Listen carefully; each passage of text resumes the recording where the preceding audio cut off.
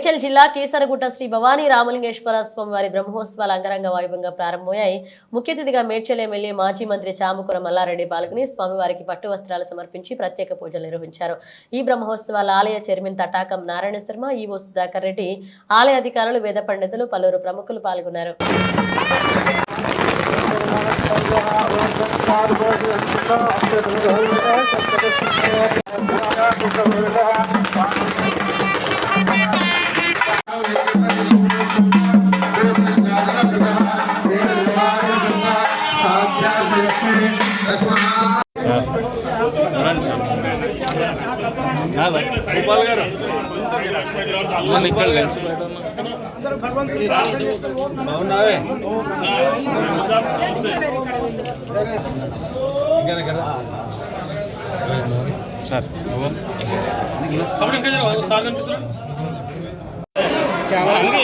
అందుకే చెప్తున్నాను లే అట్లా రాదు. అంటే ఇవాళ ఒక్కరోజు వరకే తీస్తున్నా, రేపటి వీడియోగ్రాఫర్ వస్తాడు. ఇంకో ఆయన వస్తాడు, ఇద్దరం వస్తాం.